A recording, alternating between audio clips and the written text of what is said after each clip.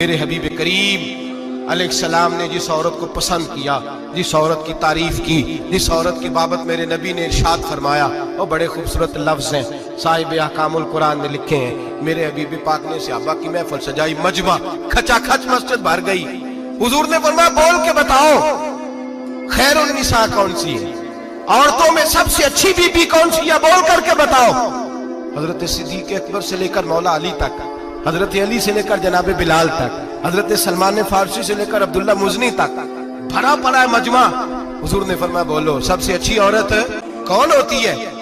ایک صحابی کہنے لگے حضور جس کی نماز قضا نہ ہوئی ہو، فرمایا وہ بھی اچھی ہے پر تم میری مراد کو نہیں پہنچی۔ ایک نے کہا حضور جو خامد کی تابع دار ہو، فرمایا وہ بھی اچھی ہے پر تم میری مراد کو نہیں پہنچی۔ ایک صحابی نے کہا یا رسول اللہ جو پاک دامن ہو، حضور نے فرمایا تم میری مراد کو۔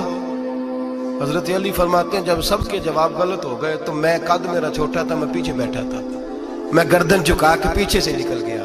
سیدہ طیبہ طاہرہ حضرت فاطمہ الزہرا رضی اللہ تعالی فرماتے ہیں بی بی صاحب کے پاس پہنچا، میں نے کہا فاطمہ حضور نے سوال کیا ہے۔ تو حضرت فاطمہ بھی گویا مسکرا کے کہنے لگی علم کے شہر کے دروازے تو آپ ہی ہیں، تو آپ یہاں آ گئے۔ کہا حضور نے سوال کیا ہے اور مجھ سے لے کر ابو بکر عمر عثمان غنی تمام کو کسی کو جواب نہیں آیا۔ حضور نے پوچھا بہترین عورت کون ہوتی ہے، بہترین خیر النساء بہترین بی بی کون ہوتی ہے؟ حضرت سیدہ فاطمہ کہنے لگی علی بڑی سادی سی بات تھی، سمجھ نہیں آئی؟ کہ فاطمہ بتلا دو اتنی سادی ہے تو۔ حضرت فاطمہ کہنے لگی سب سے بہترین عورت وہ ہوتی ہے نہ کبھی غیر محرم نے وہ بی بی دیکھی ہو۔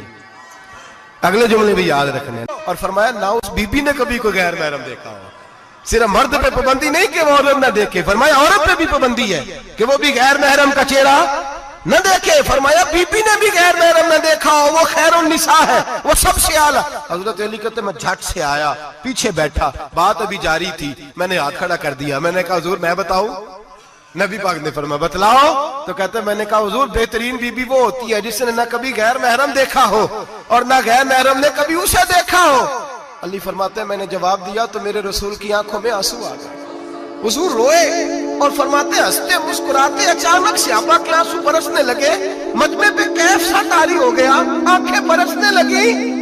ہم لوگ حضور کے رونے پر سکتے میں آ گئے، نظر اٹھائی تو جواب تو میں نے دیا تھا، تعریف میری ہونی چاہیے تھی، شاباش مجھے ملنی چاہیے تھی۔